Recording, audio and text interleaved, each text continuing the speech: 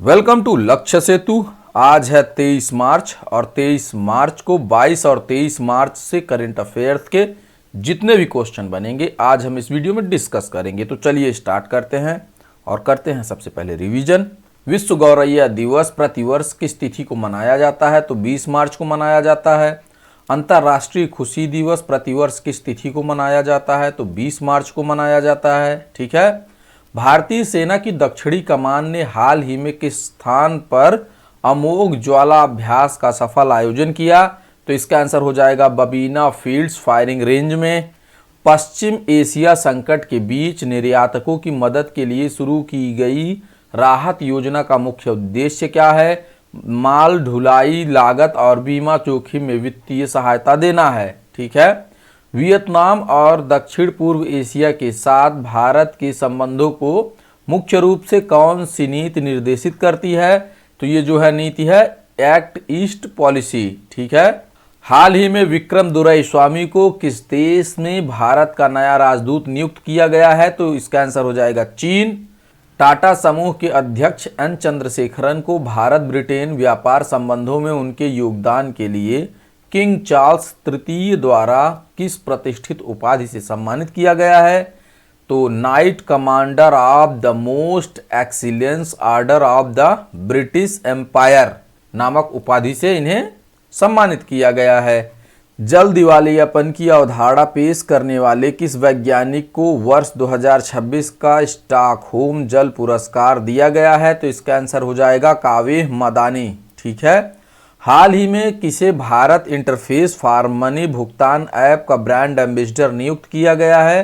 तो इसका आंसर हो जाएगा महेंद्र सिंह धोनी जी को। ठीक है। ये तो था कल का रिवीजन। अगर वीडियो आप लोगों को अच्छी लग रही हो तो वीडियो को लाइक शेयर और चैनल को सब्सक्राइब जरूर करें। ठीक है। और वीडियो को पूरा देखें। तो चलिए स्टार्ट करते हैं और देखते हैं आज का पहला क्वेश्चन। विश्व कविता दिवस को किस संगठन द्वारा घोषित किया गया था? तो इसका आंसर हो जाएगा यूनेस्को के द्वारा। ठीक है। पहली बार इसे यूनेस्को के द्वारा घोषित किया गया था। ठीक है। यूनेस्को ने 1999 में पेरिस सम्मेलन के दौरान 21 मार्च को विश्व कविता दिवस के रूप में घोषित किया था। ठीक है। तो ये डेट भी आप याद रखेंगे। विश्व कविता दिवस जो है 21 मार्च को ही मनाया जाता है। ठीक है। और इसी 21 मार्च को ही विश्व कठपुतली दिवस, अंतर्राष्ट्रीय नवरोज दिवस, विश्व हिमनद दिवस, नस्ली भेदभाव का अंतर्राष्ट्रीय दिवस। ठीक है। और इसी दिन जो है ईद अल फितर भी मनाया गया और विश्व वानिकी दिवस भी इसी दिन को मनाया जाता है। ठीक है। तो कई दिवस इस तारीख को मनाए जाते हैं। मैंने जिनका जिनका नाम लिया है आप लोग वीडियो को पॉज कर करके इन्हें आप लोग अपनी डायरी में नोट कर लेंगे। ठीक है।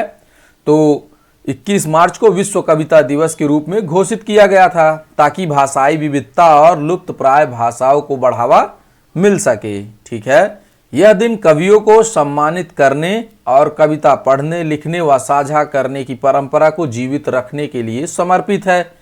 विलियम वर्ड्सवर्थ के अनुसार कविता प्रबल भावनाओं का सहज प्रवाह है जो मानव अनुभवों को शब्दों के माध्यम से खूबसूरती से पिरोती है। ठीक है। भारत में टैगोर, निराला और बच्चन जैसे कवियों ने इस कला के माध्यम से समाज को नई दिशा और प्रेरणा दी है। ठीक है।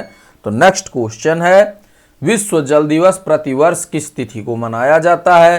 तो इसका आंसर हो जाएगा 22 मार्च को। 22 मार्च को हर साल विश्व जल दिवस मनाया जाता है।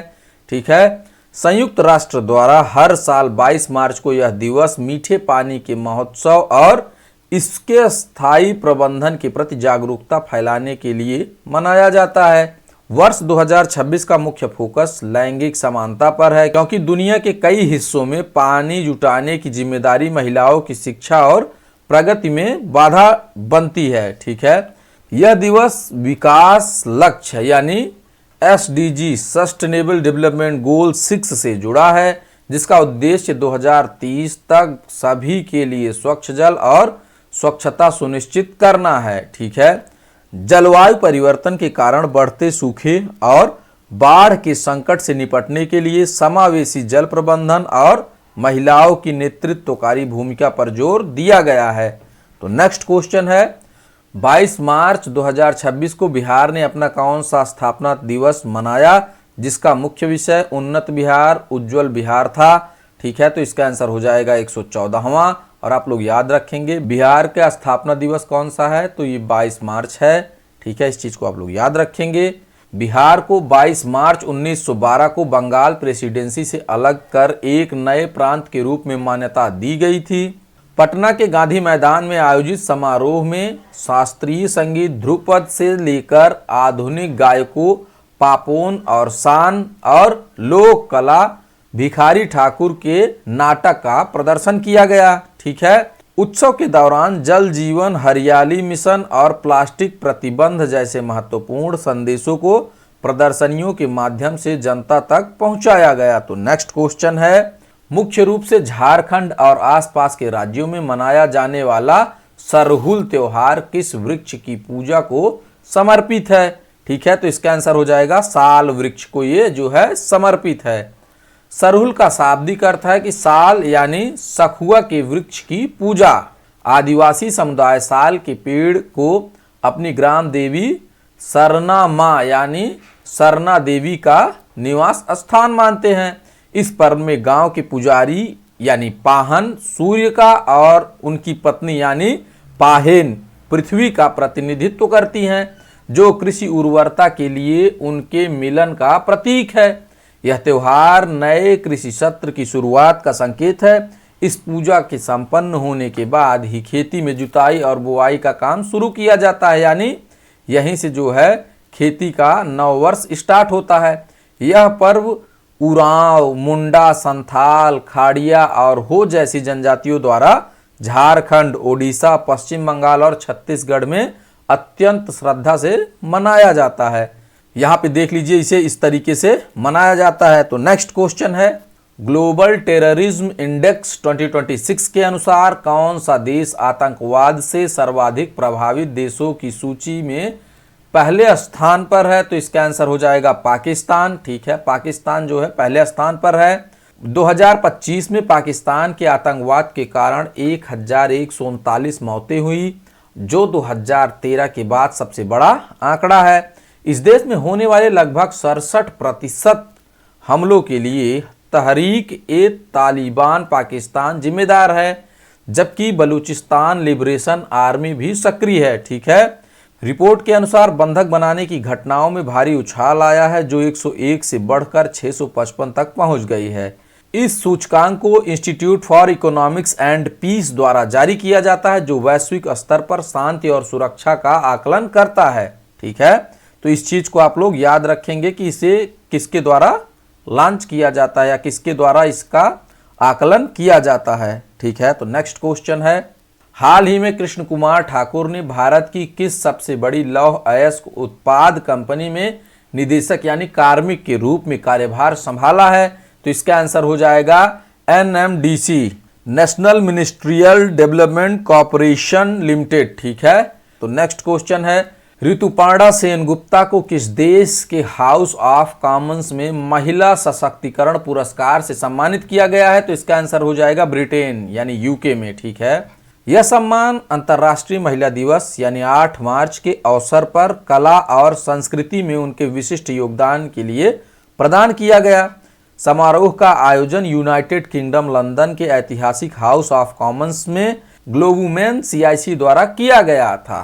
ठीक है, तो नेक्स्ट क्वेश्चन है निम्न में से किस स्थान पर भारत इलेक्ट्रिसिटी समिट 2026 आयोजित किया गया। तो इसका आंसर हो जाएगा नई दिल्ली में। ठीक है, भारत इलेक्ट्रिसिटी समिट 2026 का आयोजन यशोभूमि यानी India international convention and expo centre नई दिल्ली में आयोजित किया गया है। ठीक है, तो नेक्स्ट क्वेश्चन है निम्न में से किस शहर में गाय आधारित अर्थव्यवस्था पर आधारित भारत का सबसे बड़ा वैश्विक शिखर सम्मेलन गाउटेक आयोजित किया गया। तो इसका आंसर हो जाएगा महाराष्ट्र का पुणे। ठीक है, गाय आधारित उद्योग पर आधारित भारत का सबसे बड़ा वैश्विक शिखर सम्मेलन और एक्सपो गाउटेक 2026 महाराष्ट्र के पुणे में आयोजित किया गया।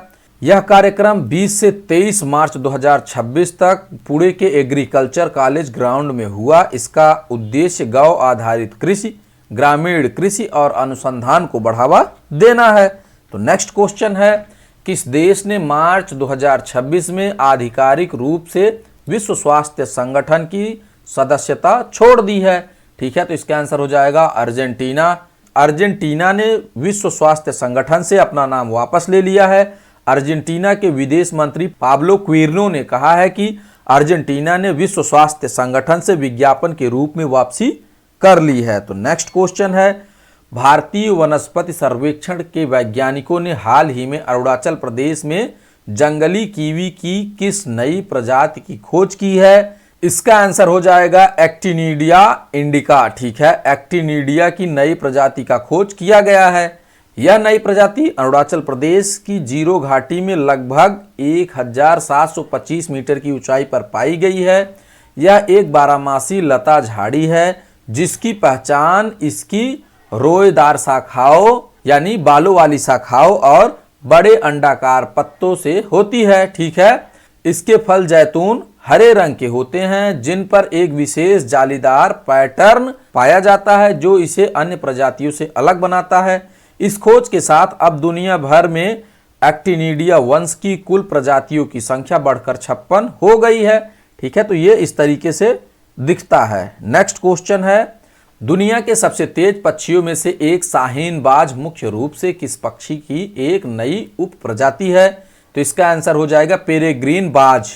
शाहीन बाज अपने शिकार पर झपट्टा मारते समय 300 किलोमीटर प्रति घंटा से भी अधिक की गति से गोता लगाता है। ठीक है, इसकी आंखों के नीचे चेहरे पर एक गहरी ऊर्ध्वाधर पट्टी होती है और मादा बाज आकार में नर से बड़ी होती हैं। ठीक है, पारंपरिक रूप से पहाड़ों और चट्टानों पर रहने वाला यह पक्षी अब शहरों की ऊंची इमारतों को कृत्रिम चट्टानों के रूप में इस्तेमाल कर रहा है। यह पेरेग्रीन बाज की एक गैर प्रवासी प्रजाति है जो मुख्य रूप से भारतीय उपमहाद्वीप और अंडमान निकोबार में पाई जाती है। ठीक है, तो देखिए ये इस तरीके से दिखता है। नेक्स्ट क्वेश्चन है जो कि आज का क्वेश्चन है, हाल ही में खबरों में दिखाई देने वाला साउथ शेटलैंड द्वीप किस क्षेत्र में स्थित है? तो इसका आंसर आप लोग हमें कमेंट बॉक्स में देंगे। अगर वीडियो आप लोगों को अच्छी लग रही हो तो वीडियो को लाइक एंड शेयर और चैनल को सब्सक्राइब जरूर करें जिससे वीडियो की नोटिफिकेशन जल्द से जल्द आप तक पहुंच सकें। ठीक है, और हमारे साथ आप लोग जुड़े रहिए तो आपका सारा करंट अफेयर्स कवर होता रहेगा।